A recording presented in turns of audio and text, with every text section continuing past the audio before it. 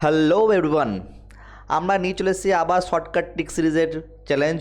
আমরা বলেছিলাম কি 30 ডেজে 30টা শর্টকাট ট্রিক্স শিখবো। তার আজকে দিন হচ্ছে কি 2, আর নিয়ে এসেছি 2 নম্বর শর্টকাট ট্রিক্স। এমন একটা শর্টকাট ট্রিক্স নিয়ে এসেছি যেটা হচ্ছে কি তোমাদের ডাব্লিউবিজেতে প্রতি বছর এই ট্রিক্স দিয়ে কোশ্চেন তো এসেই থাকে। এবং শর্টকাট ট্রিক্স হচ্ছে তুমি কিন্তু এখানে কম্পিউটার স্ক্রিন এমনকি থাম্বনেল দেখেই বুঝতে পারবে সেটা হচ্ছে ডেফিনেট ইন্টিগ্রেশন এমন একটা শর্টকাট ট্রিক্স।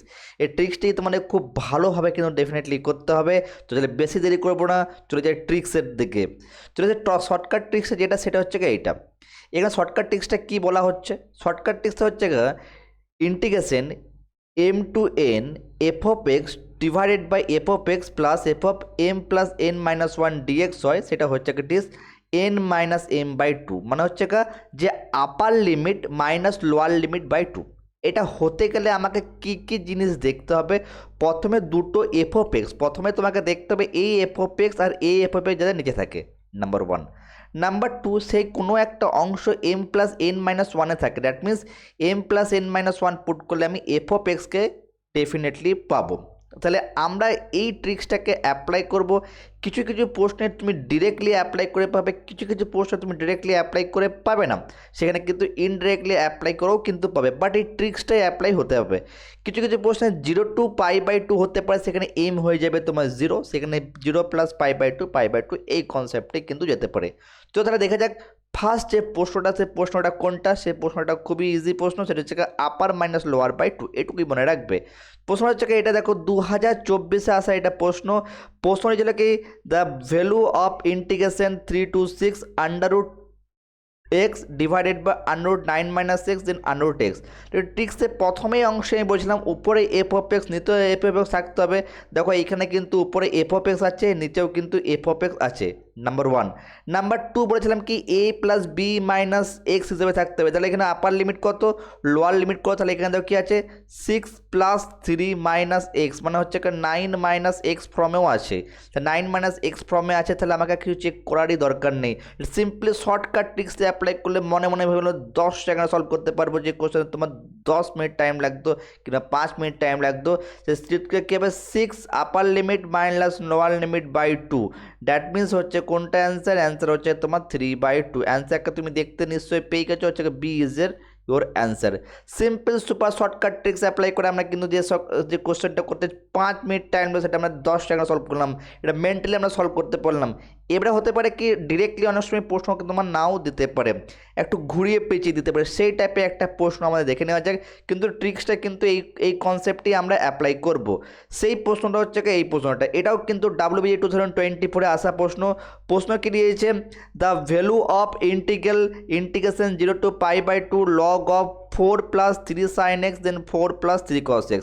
এখানে দেখো ডিরেক্টলি আমরা বুঝতে পারছি না উপরে এক্স এফ অফ এক্স কোনটা আছে, নিচে কিন্তু এফ অফ আছে, এখানে 0 আছে, দ্যাট মিনস আমি বুঝতে পারছি a to b বা m to m। তাহলে এমটা হয়ে যাচ্ছে আমার এখানে 0 আর এনটা হচ্ছে আমার π/2। তা যখনই এই টাইপের প্রশ্নগুলো দিবে সেখানে আমরা কী করবো? সিমিলার আই ধরে নেবো। তাহলে আই ধরে নিলাম এটাকে, তাই না? তাহলে আই মানে পুরো পোর্শনটা।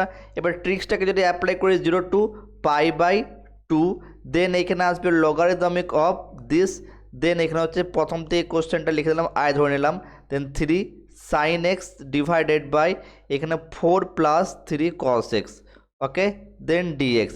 এবার কী করবো? এক্সের যে জায়গাগুলোতে আমরা কী করব, 0 আছে a + b -x ছিল, তাহলে এখানে 0 + π/2 ধরবো, দ্যাট মিনস এটাকে আমি লিখতে পারি এরকমভাবে i = তো ইন্টিগ্রেশন 0 to π/2, তাহলে লগ এখানে হয়ে যাবে, দ্যাট মিনস এটা হচ্ছে কি তোমাদের 4 প্লাস দেন 3 সাইন এখানে চলে আসছে π/2 - x ডিভাইডেড বাই এইখানে চলে আসছে 4 + 3 cos দেন π/2 - x চলে আসছে।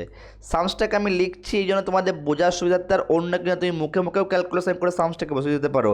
তাহলে উপরে কি চলে আসছে cos x, দ্যাট মিনস এটাকে আমরা এইভাবে লিখতে পারবো। তাহলে এখানে লিখতে পারছি এরকমভাবে i = integration 0 to π/2 then logarithmic function then log, তাহলে এখানে কি আসছে? এখানে আসছে উপরে 4 + 3 cos x, that is 4 + 3 cos x divided by এখানে 4 + 3 sin x চলে আসছে।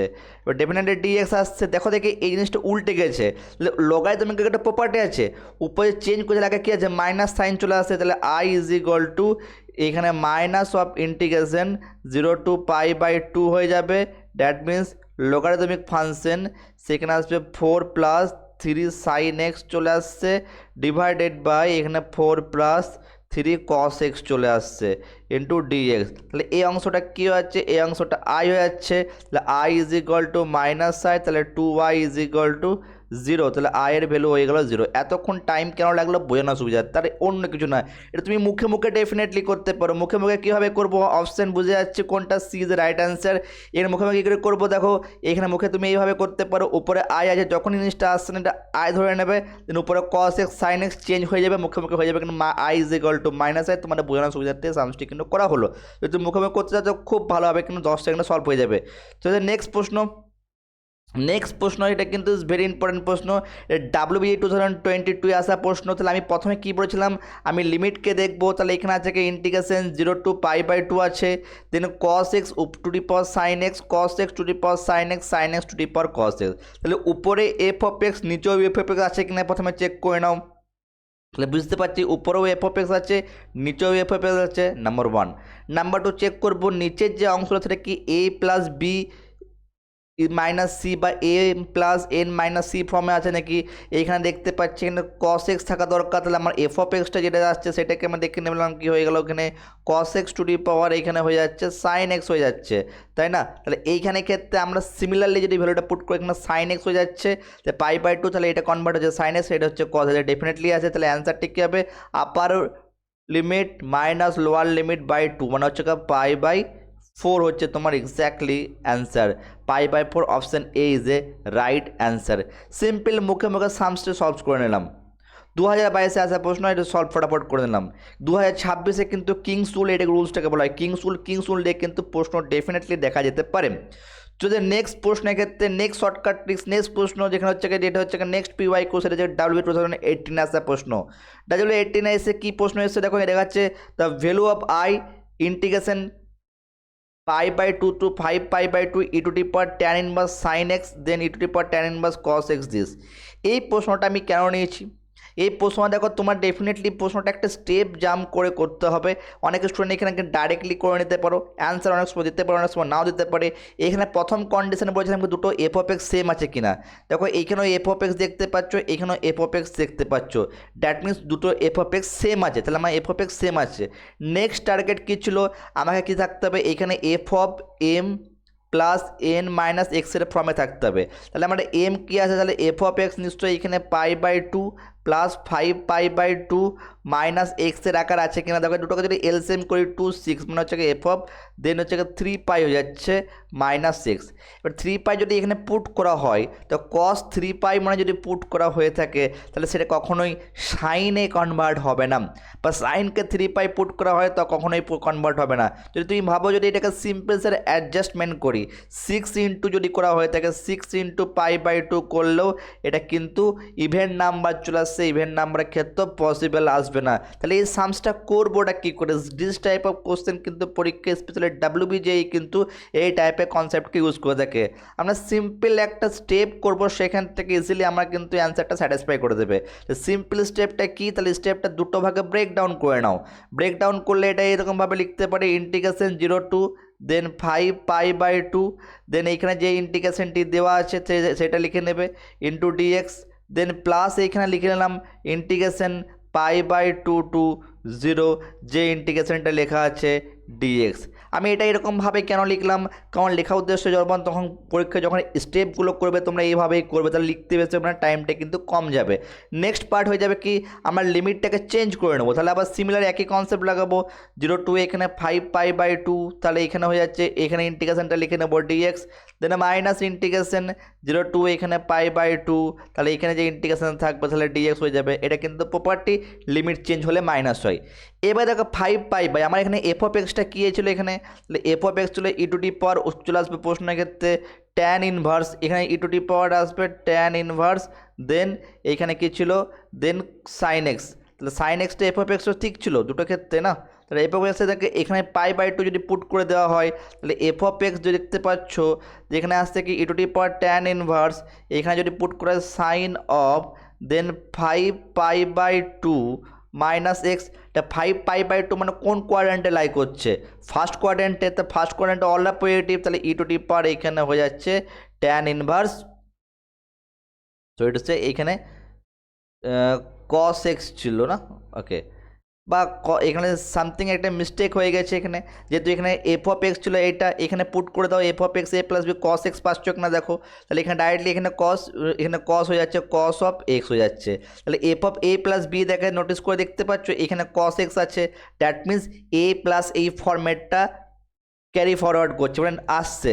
সিমিলার এইখানে ক্ষেত্রে যদি পাই বাই 2 যদি করে নেওয়া হয় যে পাই বাই 2 এর ক্ষেত্রেও তাই আসবে দেখো, তাহলে এখানে E to the power tan inverse, এখানে চলে আসবে কস, এখানে ছিল sine X, then pi by 2 minus X চলে আসছে, that is E to the power এখানে আসছে ট্যান ইনভার্স কস এক্স, তাহলে এইখানেও চলে আসছে।